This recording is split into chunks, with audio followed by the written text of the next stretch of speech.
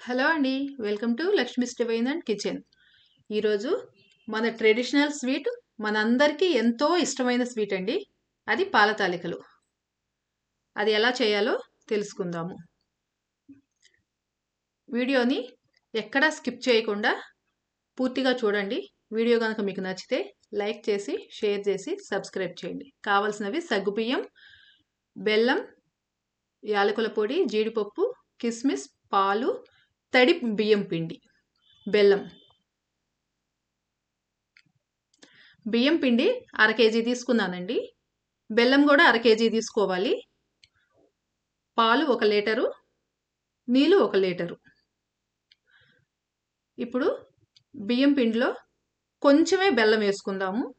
ఒక 20 గ్రామ్స్ కొంచెం బెల్లం వేసుకొని ఇప్పుడు ఒక పాత్రలోకి కొంచెం పాలు, ఎక్కువ నీళ్ళు వేసుకుందాం.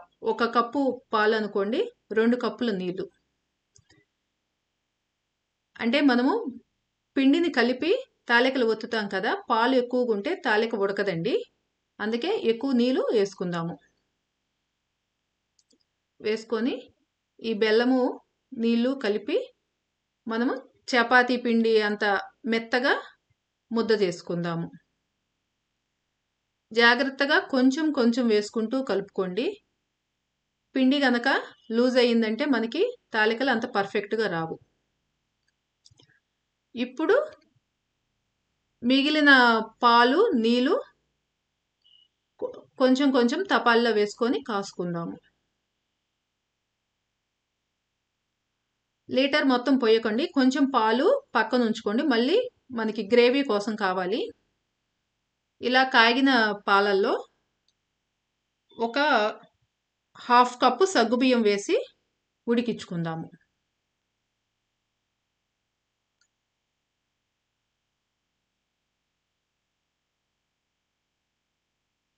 ఒకటి 2 పొంగులు వస్తే చాలండి, సగ్గుబియ్యం ఉడుకుతుంది. ఇంకా తాలికలతో పాటు కూడా ఉడికిద్ది కదా. ఇప్పుడు ఇది మట్టి మూకుడండి.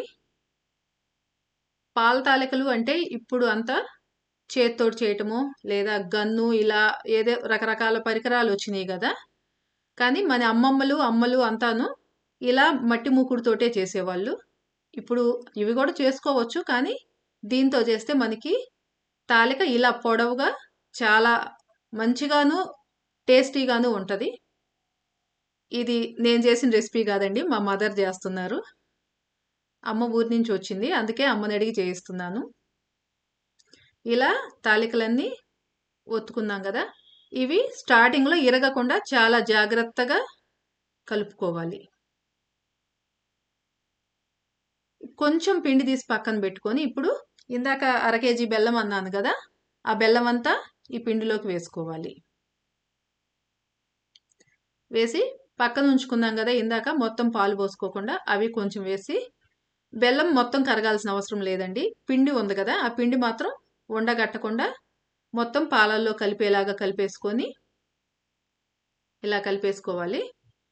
ఇప్పుడు దీన్ని పాల తాలికల గిన్నెలోకి పోసేసుకుందాము. ఈ వేడికి బెల్లం కరుగుతుంది కనుక బెల్లం మొత్తం కరగాల్సిన అవసరం లేదు. పిండి ఉండగట్టకుండా ఉంటే చాలు. తిప్పేటప్పుడు మాత్రం తాలిక విరగకుండా కొంచెం జాగ్రత్తగా తిప్పండి. మీడియం ఫ్లేమ్లో పెట్టుకోండి, అడుగంటుతుంది.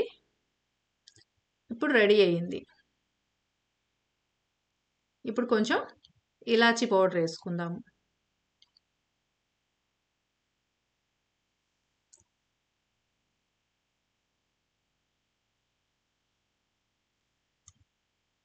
ఇప్పుడు ఒక స్టవ్ మీద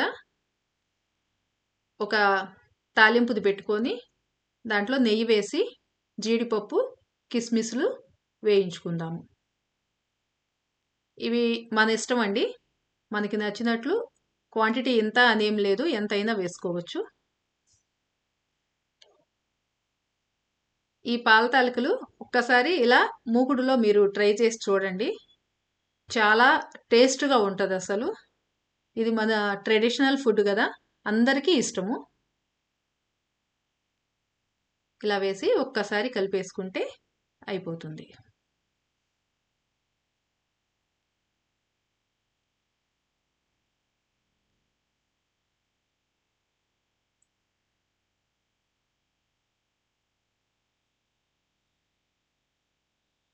తాలిక చూడండి ఎంత పర్ఫెక్ట్గా ఉడికిందో.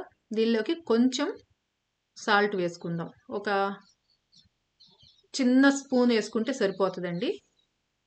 ఈ సాల్ట్ అనేది చాలా ఇంపార్టెంట్. ఈ సాల్ట్ వేసుకోవటం వల్ల మనకి స్వీట్నెస్ అనేది చాలా బాగా తెలుస్తుంది. దీన్ని పప్పు వేసుకొని నెయ్యి వేసుకొని తింటే చాలా అద్భుతంగా ఉంటుందండి. ఒక్కసారి మీరు ట్రై చేసి చూడండి, మీకే తెలుస్తుంది. నా ఛానల్ చాలా మంది చూస్తున్నారు, వ్యూస్ బాగా వస్తుంది, కానీ సబ్స్క్రైబ్ చేయటం లేదు. మీరు కొంచెం సపోర్ట్ చేసి సబ్స్క్రైబ్ చేస్తే నాకు ఇంట్రెస్ట్గా ఉండి మీ ముందుకి ఇంకా కొత్త కొత్త రెసిపీస్ తీసుకొస్తాను.